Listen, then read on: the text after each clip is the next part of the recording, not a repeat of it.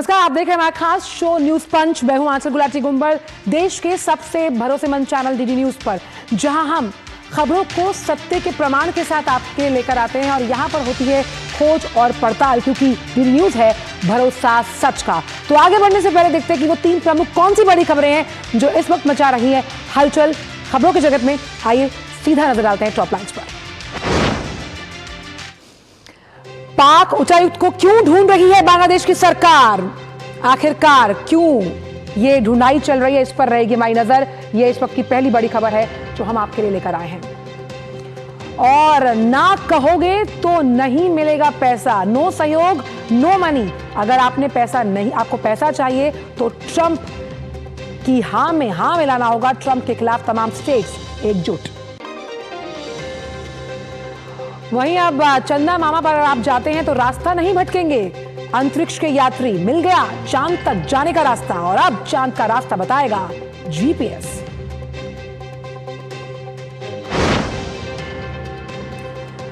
और आइए बात करते हैं बांग्लादेश में उठ रहे सियासी तूफान को लेकर। पड़ोसी देश बांग्लादेश की अगर बात की जाए तो राजनीतिक अनिश्चितता के साथ साथ राजनीति में अटकलों का बाजार गर्म है। पूर्व राष्ट्रपति देश छोड़कर पहुंच गए, कहां पहुंचे? थाईलैंड। और अचानक आखिरकार क्यों भागे पाकिस्तान के उच्चायुक्त बांग्लादेश से?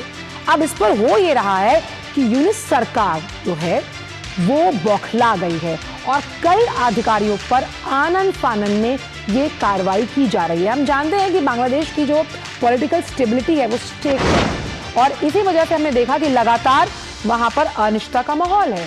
तो ढाका से भाग गए पाक उच्चायुक्त, उन्होंने देश छोड़ा है और ढाका से वो दुबई होते हुए पहुंचे हैं इस्लामाबाद।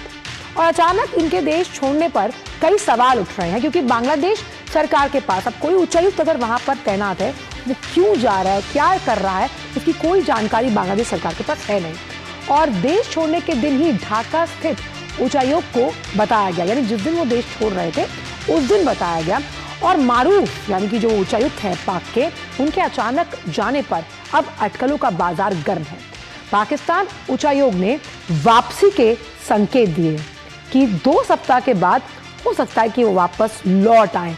और सत्ता पलटने के बाद, जब से हमने ये पैराडाइम शिफ्ट देखा है पावर का, यूनिस सरकार के चहेते थे मारूफ, अब चहेते थे अचानक बिना बताए क्यों चले गए, और यूनिस सरकार के नेताओं के साथ वो बैठ के भी कर रहे थे।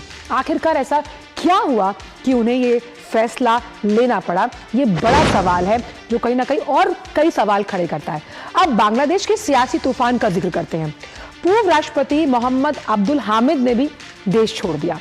अब हुआ कैसे? आधी रात में थाईलैंड के लिए आनन फानन में उन्होंने उड़ान भरी और लुंगी में ही सवार हुए। लुंगी इसलिए आपको बता रहे कि चेक की जो लुंगियां हैं वो बहुत सस्ते दामों पर मिलती हैं बांग्लादेश में।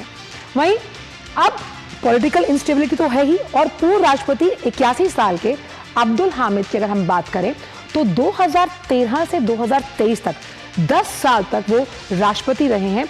अवामी लीग पार्टी से जुड़े हुए हैं हामिद, और कई मुकदमों का, क्योंकि बांग्लादेश में कई जो नेता हैं उन पर कई तरह के आरोप हैं और इसीलिए कई मुकदमों का वो सामना कर रहे हैं। हालांकि आवामी पार्टी पर यूनिस सरकार ने बैन लगा दिया, जिसका जिक्र हमने कल भी न्यूज पंच में किया था। तो कई मुकदमों पर उन पर कार्रवाई है, लेकिन अब इससे हो क्या रहा है, इसका जो ब्रॉडर पिक्चर है वो देखिए। यूनिस सरकार बौखलाई हुई है, बौखलाहट में है, बदहवास है। अंतरिम सरकार ने ये कार्रवाई की है कि देश छोड़ने में कामयाब रहे अब्दुल हामिद। लगातार जो कार्रवाइयां की जा रही है, अंतिम सरकार की ये कार्रवाई है। वहीं एयरपोर्ट्स के कई अधिकारी इसके लिए निलंबित किए गए कि भाई कैसे वो चले गए, सरकार को पता ही नहीं है कि आपका राष्ट्रपति उड़ चला, आपका उच्चायुक्त है वो भाग गया, ऐसे में क्यों जानकारी नहीं है। और इस मामले में एक उच्च स्तरीय जांच भी जारी करी जाएगी, यानी कि उच्च स्तरीय जांच की जाएगी। उन तमाम कारकों का, कारणों का पता लगाया जाएगा कि आखिरकार ऐसा क्या हुआ। और हमारे साथ ताज़ा जानकारी को लेकर ढाका से फोन लाइन पर मौजूद है नवसिंह सिंह परमार। परमार साहब, ये जानना चाहेंगे आपसे कि किस तरह से जो बांग्लादेश की स्थिति है वो बेहद खराब है, राजनीतिक लिहाज से देखें, आर्थिक लिहाज से लेके, लेकिन ऐसे पाकिस्तान के उच्चायुक्त का अचानक देश छोड़ना, राष्ट्रपति का अचानक निकल जाना किस तरफ इशारा करता है? जी, जैसा कि आपने बताया कि बांग्लादेश के पूर्व राष्ट्रपति जो है वो कुछ दिन पहले अचानक से देश छोड़ के थाईलैंड चले गए, जिसके बाद बांग्लादेश के होम मिनिस्टर ने बहुत ही उसका कठोर स्टेटमेंट दिया था कि जो भी इसके पीछे किसी को बख्शा नहीं जाएगा। मतलब उनकी पैरों तले से जमीन खिसक गई, मानो ऐसा सिचुएशन हुआ। उनको पता ही नहीं था कि बांग्लादेश में से एक इतना बड़ा मतलब स्टेट्समैन और बड़े पॉलिटिकल लीडर जो है, पूर्व राष्ट्रपति रहे, वो कैसे देश से बाहर चले गए। और बांग्लादेश की पुलिस, उनकी जो भी एजेंसीज है, एयरपोर्ट अथॉरिटीज है, वो सब सोते रह गए। एक तो ये है। दूसरा, अभी जो पाकिस्तान के हाई कमिश्नर है सैयद अहमद मारूक, जो 11 तारीख को अचानक से देश छोड़ के चले गए। हालांकि प्रोटोकॉल ये होता है, डिप्लोमेटिक प्रोटोकॉल, कि जब भी कोई मिशन का हेड जो है, हाई कमिश्नर, किसी भी जी। होस्ट देश से बाहर जाता है, तो उससे पहले हो होस्ट कंट्री को, उसका जो मिनिस्ट्री ऑफ एक्सटर्नल अफेयर्स होता है, हम्म। उनको बाकायदा लिख के देता है कि इतने दिनों के लिए, ड्यूरेशन भी रहता है, इतने दिनों के लिए हेड ऑफ द मिशन जो है वो बाहर रहेंगे। और उनकी एब्सेंस में जो उनके नेक्स्ट या जो भी कोई है, वो चार्ज दी अफेयर्स या एक्टिंग हाई कमिश्नर रहेंगे। लेकिन इस केस में ये हुआ है कि हाई कमिश्नर तो बांग्लादेश, जो पाकिस्तान के हाई कमिश्नर बांग्लादेश में थे मारूफ, वो तो अचानक से निकल गए। उसके बाद उनकी ऑफिस ने, बांग्लादेश में पाकिस्तान का हाई कमिश्नर ने एमईए को, बांग्लादेश का जो मोफा है, उसको लेटर भेजा कि वो अभी छुट्टी पे गए हैं। लेकिन कितने दिन के लिए गए वो नवल, बताया ये नहीं। किस तरह की अंतरिम सरकार है कि स्टैंडर्ड ऑपरेटिंग प्रोसीजर्स जो कई मायनों में बहुत इंपॉर्टेंट होते हैं किसी भी देश के लिए, वो फॉलो ही नहीं हो रहे। और आपका जो डिप्लोमैट है, जो पाक उच्चायोग का डिप्लोमैट है, वो चला जाता है, राष्ट्रपति चला जाता है। ऐसे में अंतरिम सरकार को कानों कान भनक भी नहीं लगती, और जब लगती है तो फिर आप कार्रवाई करते हैं। आखिरकार यूनिस सरकार के अंदर खाने चल क्या रहा है? ये वैसे तो इसको सरकार कहना ही थोड़ा गलत होगा, क्योंकि वो एक एडमिनिस्ट्रेशन है, इंटरिम व्यवस्था है, वो चुनी हुई सरकार नहीं है। और जो 5 अगस्त के बाद शेख हसीना का देश छोड़ने के बाद जो सिचुएशन हुई और उसमें जो केओस हुआ था, वो केओस वाली कंडीशन में उनको एक टाइम बीइंग एक इंटरिम गवर्नमेंट, उनका इंटरिम मुखिया बनाया। और जी। Advisory, they are not minister, they are not governor, they are not prime minister, उनको चीफ एडवाइजर बोला जाता है। और बाकी जो मंत्री के तौर पे जो काम करते हैं वो एडवाइजर है। तो वो कोई गवर्नमेंट नहीं है, इलेक्टेड गवर्नमेंट नहीं है। और वो जो कुछ प्रेशर ग्रुप है स्टूडेंट का, या उनके जो कुछ इस्लामिस्ट पार्टी है जो उनको तो हम सपोर्ट ये कर रही है मान बाहर सकते हैं कि से, यूनिस उनके सरकार के एजेंडे पे लगातार काम कर रहे हैं। मुश्किलें बढ़ती हुई नजर आ रही हैं, क्योंकि अंदर खाने भी अगर देखा जाए, क्योंकि ये कार्यवाहक सरकार है, तो अपने काम को करने के लिए कई ऐसी आधिकारिक पुष्टियां चाहिए होती हैं जो उनके पास नहीं है। लेकिन फिर भी अभी मुश्किल के दौर से गुजरता हुआ बांग्लादेश। बहुत बहुत शुक्रिया नवल, इन तमाम जानकारियों से साझा करने के लिए। तो साफ तौर पर अगर देखा जाए तो बांग्लादेश के बाद अब आपको लिए चलते हैं अमेरिका। रोज हम अमेरिका की खबरें आपको दिखाते हैं। ट्रंप साहब को सुर्खियों में रहने का शौक है, और हम बात कर रहे हैं इस खबर को लेकर, जहां उन्हीं के 20 राज्यों के जो डेमोक्रेट अटॉर्नी जनरल्स हैं, उन्होंने ट्रंप प्रशासन के खिलाफ मुकदमा दायर किया। अलग अलग राज्य होते हैं, काउंटी होते हैं अमेरिका में, उन्होंने मुकदमा दायर किया। अब मुकदमा क्यों दायर किया? उन्होंने कहा कि ट्रंप प्रशासन, जो तमाम राज्य सरकारें हैं, उन्हें धमका रहा है। उनसे कहा जा रहा है कि अगर वो जो आव्रजन प्रवर्तन कार्रवाइयां हैं, यानी कि माइग्रेशन से जुड़ी हुई तमाम जो नीतियां हैं, उसमें अगर आप ट्रंप सरकार का सहयोग नहीं करते तो आपको जो फंडिंग दी जाती है, किस लिए? आपके ट्रांसपोर्टेशन के लिए, नेचुरल और डिजास्टर से निपटने के लिए, वो अरबों डॉलर रोक दिए जाएंगे। यानी कि धमकीबाज ट्रंप लगातार धमकी देते हुए बाज ही नहीं आ रहे, और राज्य सरकारों को लगातार धमका रहे हैं। आव्रजन जो प्रवर्तन कार्रवाइयां हैं, अगर आप उन पर सहयोग नहीं करते तो आपको मुश्किल होगी। बाज नहीं आ रहे ट्रंप। और सबसे अहम बात यहां पर यह है कि अगर आप नहीं मानते, सीधी सी बात है भाई, नहीं मानोगे तो जो आपके डॉलर हैं उनको तरफ जाएंगे आप। वो डॉलर किस लिए? वो आपकी अपनी काउंटी के लिए, अपने राज्य को इंप्रूवमेंट करने के लिए, बेहतर बनाने के लिए आपको वो डॉलर्स चाहिए। तो अगर आप उनकी उन नीतियों का सहयोग नहीं करते हैं तो वो आपके डॉलरों को रोक दिया जाएगा। अब 20 राज्यों के जो डेमोक्रेट्स हैं, उन्होंने जाकर ट्रंप प्रशासन पर मुकदमा दायर किया। उन्होंने कहा कि जो तमाम निधियां, यानी कि जो तमाम पैसा आप हमें दे रहे हैं, आप उसके लिए हमसे सौदेबाजी कैसे कर सकते हैं? वो कहते हैं ना कि प्यार में जैसे सौदा नहीं होता, ऐसे आप लड़ाई में भी सौदेबाजी ना कीजिए हमसे। अब वो ये कह रहे हैं कि अमेरिकी संविधान का उल्लंघन कर रहा है ट्रंप का प्रशासन, क्योंकि खर्च तय करने का, यानी खर्च कैसे किया जाए, वो उसकी शक्ति कांग्रेस के पास भी नहीं है, और कांग्रेस के पास है ना कि राष्ट्रपति के पास। कांग्रेस यानी सेनेट वहां का, उसके पास ये शक्ति है। हालांकि अभी तक किसी भी राज्य की जो संघीय निधि है, यानी जो उनको फंड दिया जाता है, उसे रोका नहीं गया। ये अच्छी बात है। और इसी पर ज्यादा जानकारी के साथ अखिलेश सुमन इस वक्त हमारे साथ जुड़ गए हैं। अखिलेश, ट्रंप लगातार धमकाने के लिए अगर कोई वर्ल्ड रिकॉर्ड है उसमें नंबर 1 पर होंगे। ये धमकाने से चीजें सुलझाने से ज्यादा वो उलझ जाती हैं, और इस बार उन्होंने 20 राज्यों के अटॉर्नी जनरल को धमकाया है। देखिए, निश्चित तौर पे ट्रंप की जो नीति है वो अंतर्राष्ट्रीय राजनीति में वो टैरिफ का डर दिखाकर डिप्लोमेसी को चला रहे हैं, और घरेलू नीति में वो ग्रांट को रोकने का भय दिखाकर अपने जो वोटर बैंक है उसको खुश करने की कोशिश कर रहे हैं, अपनी नीतियों को लागू करने की कोशिश कर रहे हैं। तो इसका खामियाजा उस देश की जनता को भुगतना पड़ रहा है। अभी देखिए, जनवरी में ही 22 राज्यों के जो स्टेट्स 22 राज्यों के अटॉर्नी ने केस किया था, और उन्होंने इस बात के लिए केस किया था कि बर्थ राइट के आधार पर, जो उन्होंने कहा था कि बर्थ राइट के आधार पर अमेरिकन सिटीजनशिप नहीं मिलेगा, वो गलत है। तो अमेरिका में एक फाइट चल रही है, अमेरिका में फाइट चल रही है कि जो इमिग्रेशन को ऐसा नहीं है कि पहले इलीगल इमिग्रेशन को, इलीगल इमिग्रेंट को बहुत अच्छा माना जाता था, लेकिन इलीगल इमिग्रेंट को एक कानून की प्रक्रिया के तहत उन्हें वापस भेजा जाता था। सभी जगह हर बार भेजा गया है, चाहे वो बाइडेन का प्रशासन हो या डेमोक्रेट के किसी भी शासन का प्रशासन हो। लेकिन ट्रंप जितना कर नहीं रहे उससे ज्यादा वो बोल रहे हैं, और इसी क्रम में अभी उन्होंने राज्यों को धमकाया है, जिसमें कि 20 राज्यों ने, जिसमें कि न्यूयॉर्क और वाशिंगटन जैसे राज्य शामिल है, उन्होंने केस कर दिया है फेडरल कोर्ट में। उन्होंने कहा है कि आप इस तरह से धमकी की भाषा में नहीं बोल सकते। तकरीबन $1.6 बिलियन का ग्रांट उनको मिलता है स्टेट्स को, उस ग्रांट को रोकने की वो धमकी दे रहे हैं। तो उनका कहना है कि देखिए, लॉ इन्फोर्समेंट की जो बात है, लॉ इन्फोर्समेंट का काम जो है स्टेट्स के पास है। ठीक है, इमिग्रेशन का राइट जो है, कौन इमिग्रेंट है, कौन नागरिक हो सकता है, ये राइट निश्चित तौर पर सेंटर के पास है, अमेरिका में भी। लेकिन जो लॉ इन्फोर्समेंट है उसको आप मजबूर नहीं कर सकते कि आप तुरंत इतना टारगेट पूरा कर दिए। हर राज्य की एक अपनी अपनी तरीके की नीति है, उस नीति के अनुसार वो करेंगे काम। तो ट्रंप जो इतनी जल्दबाजी में है, इस जल्दबाजी के खिलाफ लोगों का गुस्सा बढ़ रहा है। वो किसी से संवाद नहीं कर रहे हैं, वो किसी भी पॉलिटिकल पार्टी, अपनी पार्टी में भी कितना संवाद कर रहे हैं लोगों को लेकिन पता क्योंकि नहीं। अखिलेश, इसे अमेरिकी संविधान का उल्लंघन माना जा रहा है, ऐसे में कितने चांसेस हैं? क्योंकि 20 राज्यों के अटॉर्नी जनरल्स का केस करना बड़ी बात है। ऐसे में ट्रंप के लिए आगे की कानूनी राह कितनी पेचीदा होने वाली है? हाँ, निश्चित तौर पे ये फेडरल कोर्ट जो होता है, वो फेडरल कोर्ट संवैधानिकता पर की जांच करता है। अगर कोई एग्जीक्यूटिव ऑर्डर है और वो संविधान की मूल भावना के खिलाफ है या संविधान की मूल भावना के अनुरूप है, इस बात की जांच फेडरल कोर्ट करता है। तो उन्होंने फेडरल कोर्ट में, जो लोकल फेडरल कोर्ट है, उसमें किया है, और वो फेडरल कोर्ट में इस आधार पर वो गए हैं कि आप शर्त नहीं लगा सकते।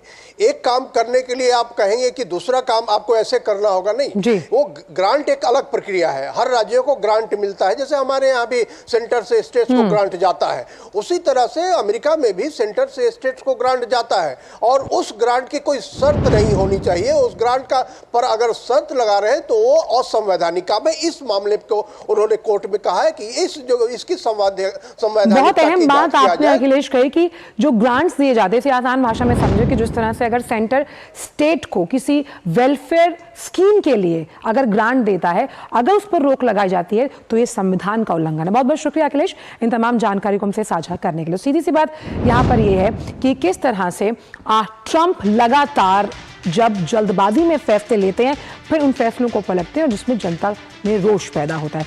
वक्त छोड़ी से ब्रेक का है, ब्रेक के उस पार आपको लिए चलेंगे चांद के पार। जुड़े रहिए न्यूज पंच के साथ।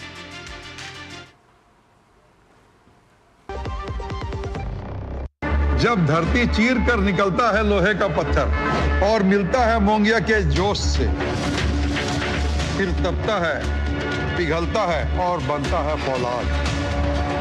अब होता है सरिया सारी खूबियों के साथ।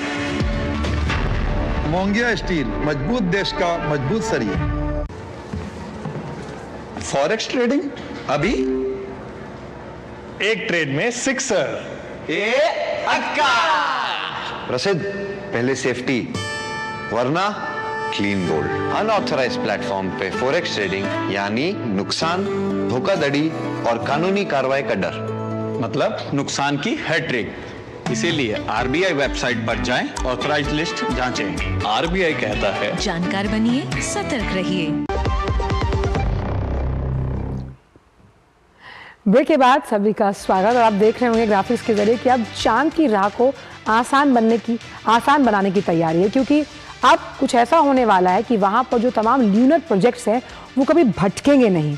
भटकेंगे क्यों नहीं? क्योंकि स्पेनिश कंपनी ने तैयार किया जीपीएस आप समझते हैं, कहीं आपको जाना आता है सबसे पहले हम गूगल मैप्स को ऑन करते हैं। ऐसे ही चांद पर जाने के लिए जो ये जीपीएस सिस्टम है ये पुख्ता तौर पर काम करेगा और स्पेनिश कंपनी इस जीपीएस की राह को आसान बनाएगी। तो यानी कि स्पेन की कंपनी की एक खोज है कि चांद पर राह को कैसे आसान बनाया जाएगा। और सबसे अहम बात यहाँ पर है कि चांद पर जीपीएस जैसा नेविगेशन सिस्टम होगा। अब ये किसकी बदौलत हो सकता है? जो टेक कंपनी है GMV, उसने ल्यूपिन नाम का एक सिस्टम बनाया है और उस सिस्टम की बदौलत ये पॉसिबल हो पाएगा। चांद पर रियल टाइम लोकेशन बताने में सक्षम होगा ल्यूपिन। और चांद के मिशन की अगर बात की जाए, उसे चलाना यानी कि अगर हम जो भी मिशन चांद पर केंद्रित होते हैं उस पर आसान होगा। यानी आसान भाषा में गूगल मैप्स जैसा एक सिस्टम अब मुमकिन है चांद पर जाने के लिए। वहीं ये बात हमने की स्पेनिश कंपनी की। अब कैसे जो यूरोपियन स्पेस एजेंसी का ये प्रोजेक्ट है यानी कि ल्यूपिन, वो यूरोपियन एजेंसी ने इसे तैयार किया है। इसकी तैयारी वहां से की गई और रिसर्च, माइनिंग और टूरिज्म को बढ़ावा देना मकसद है। यानी कि कैसे भाई चांद के पार क्या कुछ है उसे समझने के लिए जो शोध है उसमें आसानी होगी। GMV डायरेक्टर मंगल मिशन के लिए भी मिलेगी मदद। यानी GMV के डायरेक्टर साहब का कहना है कि जो मंगल मिशन है उसके लिए मदद मिलेगी। भविष्य में मंगल मिशन की नींव रखेगा ये सिस्टम। हम जानते हैं कि हमारे लिए कौतूहल का विषय है और जब हम बात करते हैं मंगल ग्रह की, उस पर भी जानने के लिए कि वहाँ क्या कुछ खास है, ये प्रोजेक्ट ECA का जो नेविगेशन प्रोग्राम है वो हेल्प करेगा कि मंगल ग्रह पर जो पानी है, किस तरह की धरती है, क्या वहाँ लाइफ पॉसिबल है नहीं, इस सब पर। अब ल्यूपिन की टेस्टिंग के बारे में बात करते हैं। धरती पर हुई टेस्टिंग, अब चांद की बारी है। धरती पर टेस्टिंग हो चुकी है लेकिन अब चांद पर इस सिस्टम को टेस्ट करने की बारी है। कैनरी आइलैंड में ल्यूपिन का ट्रायल ऑलरेडी जो है वो हो चुका है और अब तक अगर हम बात करें पृथ्वी, उससे इसको कंट्रोल किया जाता था, कंट्रोल आसान होता था, डेटा भेजा जाता था और डेटा भेजने के बाद कंट्रोल करना थोड़ा मुश्किल, यानी कि उसकी तेजी को कंट्रोल करना मुश्किल होता था। लेकिन अब आप इसको ऐसे समझिए कि चांद को तेजी से एक्सप्लोर करने के लिए जो उसके रोवर्स हैं और एस्ट्रोनॉट हैं उनको आसानी होगी। और साउथ पोल जैसे जो डार्क, अगर हम देखें फार साइड है, उन जोन्स पर भी ये काम करेगा। यानी कि ये अगर हम इसे समझें तो अंतरिक्ष अपने आप में बहुत इंटरेस्टिंग एक्सप्लोरेबल विषय है और इसमें जब अलग अलग हम विधाओं की बात करते हैं, चांद, मंगल ग्रह, उस पर अगर हमें कुछ समझने के लिए हमारे पास ऐसी तकनीक हो तो क्या कहने, क्योंकि वहाँ भी एक पार दुनिया है। असीम मिश्रा इस वक्त मेरे साथ जुड़े हैं। असीम, वो बचपन की मुझे कविता याद आ रही है, चंदा मामा दूर के पुए पकाए दूर के, लेकिन मुझे लगता नहीं कि चंदा मामा आप दूर हैं, उनकी नेविगेशन करने के लिए जीपीएस की तैयारी है। तो यानी अगर जीपीएस सिस्टम आ जाएगा तो मैं और आप जा सकते हैं चांद पर बिना किसी डर के। बिल्कुल आंचल, नमस्कार। और देखिए, जब हम जाएंगे वहां पे तो हमें चांद को एक्सप्लोर करने में और कहाँ पे क्या कौन सी चीजें हैं वहां तक पहुंचने में बिल्कुल भी दिक्कत नहीं होगी। हम जहां चाहे वहां जा सकते हैं। आपने बिल्कुल सही कहा। एग्जाम्पल जैसे जीपीएस सिस्टम है यूएस का, पूरी दुनिया से अडॉप्ट कर रही है और हम सभी अपने आम जीवन में, हमें कहीं मार्केट जाना हो या हम कहीं भी जाना हो, हम जीपीएस सिस्टम में उसको उस डेटा को डालते हैं और हमें वहां तक पहुंचने में बिल्कुल ही आसानी से हम वहां पहुंच जाते हैं। भारत का भी ऐसा ही एक जो नेविगेशन सिस्टम है जिसे हम नाविक कहते हैं, वैसा ही ठीक वैज्ञानिकों ने ये सोचा कि चलो देखिए, पृथ्वी पर तो ये सारी चीजें हैं, जीपीएस है, नाविक है, लेकिन अगर कोई अंतरिक्ष यात्री या फिर जो रोवर है, जैसा कि हमने चंद्रयान के समय में देखा था रोवर, अगर वो चांद पे पहुंचता है और उसे अगर यहाँ से हम कहें कि भाई आप साउथ पोल चले जाओ, आप नॉर्थ पोल चले जाओ, आप यहाँ चले जाओ, आप वहां चले जाओ, तो क्या वो जा पाएगा? अभी की स्थिति में वो नहीं जा पा रहा है। बिल्कुल जाता है, लेकिन भारत जो पृथ्वी पे जो जीपीएस सिस्टम है या इस तरह की जो बाकी सिस्टम्स हैं, वो डेटा पहले अगर एग्जाम्पल में मैं कहूँ, जैसे रोवर, उस रोवर ने वहां डेटा कलेक्ट किया, उस डेटा को पृथ्वी पे भेजा, पृथ्वी पे जो साइंटिस्ट हैं वो उसका एनालिसिस करेंगे, फिर उस डेटा को फिर वापस उस रोवर के पास भेजेंगे, और फिर रोवर वो नॉर्थ में जाएगा, साउथ में जाएगा, ईस्ट में जाएगा, वेस्ट में जाएगा, तब फिर वो मूवमेंट करेगा। तो उसका डाटा भेजना, उसमें टाइम लगता है। फिर यहाँ से उसको डेटा को एनालिसिस करने के बाद फिर साइंटिस्ट उसको वापस उस सिग्नल को भेजेंगे, डेटा को भेजेंगे, तो उसमें टाइम लगेगा। तो इस सब पूरी प्रक्रिया में काफी ज्यादा टाइम वेस्ट होता है। अब वैज्ञानिकों ने ये सोचा कि चलो इस टाइम को ही वेस्ट हटा दिया जाए, अब अपना डेडिकेटेड चांद का अपना नेविगेशन सिस्टम होगा, जिसे ल्यूपिन नाम दिया गया है, lunar pathfinder initial navigation system. ये ल्यूपिन का फुल फॉर्म है। तो ये ल्यूपिन क्या काम करेगा कि जो भी अंतरिक्ष यात्री, एस्ट्रोनॉट या फिर जो रोवर है, अगर वो वहां पे जा रहा है तो उसे फुल्ली डेडिकेटेड उसके अपने डिवाइस में वो सारी जानकारी मिलती रहेगी।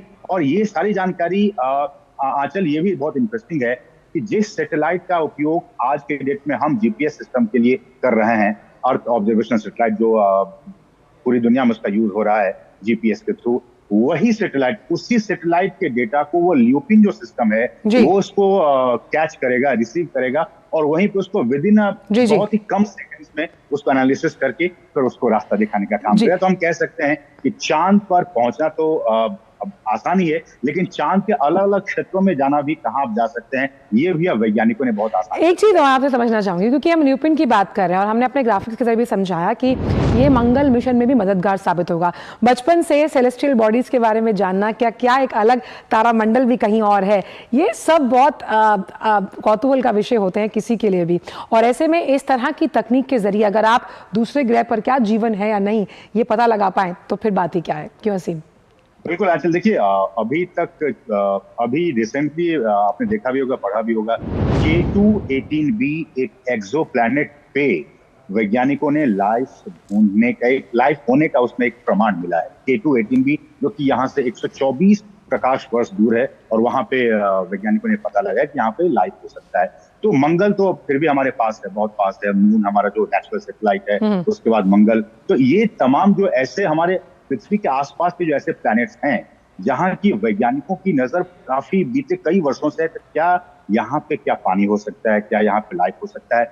अगर ये सारी चीजें, क्योंकि लाइफ को लेकर अभी सिर्फ और सिर्फ ये कयास लगाया जा रहा है कि मंगल पे हो सकता है, बाकी प्लैनेट्स पे हो सकते हैं, अगर ये सारी चीजें प्रूफ हो जाती है कि वहां लाइफ है, लाइफ होने के बाद फिर ये सारे नेविगेशन की सिस्टम कि वहां पे आप पहुंच पाएंगे, उन चीजों को नेविगेट कर पाएंगे, तो ये अभी बहुत इनिशियल स्टेज में है। लेकिन हाँ, ऐसा आप कह सकते हैं कि अगर मून के लिए डेडिकेटेड नेविगेशन सैटेलाइट और नेविगेशन की उस डिवाइस को बना लिया गया है, तो आप कह सकते हैं कि इसी सिस्टम और इसी टेक्नोलॉजी का यूज करके बाकी जो प्लैनेट्स हैं जहां की वैज्ञानिकों को लगता है कि यहाँ पे लाइफ हो सकता है, यहाँ जीवन हो सकता है, तो वहां पे भी इसका इस्तेमाल किया जा सकता है आने वाले वर्षों में। लेकिन ये एक बहुत ही एक बड़ी खबर है कि वैज्ञानिकों ने एक ऐसे नेविगेशन सिस्टम का इजाद किया है जो कि जीपीएस की तरह होगा, नाविक की तरह होगा, और उसको आप एक्सप्लोर कर सकते हैं चांद पर। और सबसे बड़ी बात आपने जैसा बताया आंचल कि साउथ पोल पे सबसे बड़ी नजर, बहुत दिक्कत है साउथ पोल पे, क्योंकि हम जानते हैं कि बहुत बर्फ है, आइस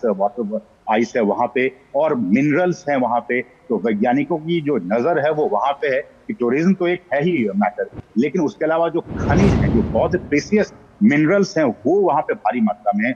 उनका पता लगाना कहाँ पे है, किस इलाके में है, नॉर्थ में है, साउथ में है, और वैज्ञानिक कह रहे हैं कि साउथ पोल में बहुत ज्यादा मिनरल्स हो सकते हैं। तो ये सारी चीजें इस नेविगेशन सिस्टम, जिसका नाम ल्यूपिन रखा गया है, उसके जरिए मुमकिन हो पाएगा आने वाले। एक चीज और मुमकिन होगी, एक कविता और भी थी जो चांद के कुर्ते पर आधारित थी कि उसका कुर्ता बनाने में, क्योंकि चांद का साइज घटता बढ़ता रहता है, इस नेविगेशन सिस्टम से वो कुर्ता बनाना भी आसान हो जाएगा। बहुत बहुत शुक्रिया असीम इन तमाम जानकारियों को हमसे साझा करने के लिए। तो चांद का एक अपना नेविगेशन सिस्टम जिसका नाम ल्यूपिन है, जिसे जल्द अब हम देख पाएंगे, और डेटा भेजना, डेटा रिसीव करना, तमाम जानकारियां उसके लिए जुटाना जो आगे रिसर्च शोध के लिए बहुत इंपॉर्टेंट साबित होती हैं, उस लिहाज से यह खबर बहुत ज़रूरी थी। और अभी के लिए फिलहाल न्यूज़ पंच में इतना ही, लेकिन आपसे 2 बजे फिर मुलाकात होगी, तो अपनी सीट की पेटी बांध कर रखिएगा, क्योंकि ये राइड हमारी 2 बजे फिर शुरू होगी। दीजिए इजाजत, नमस्कार।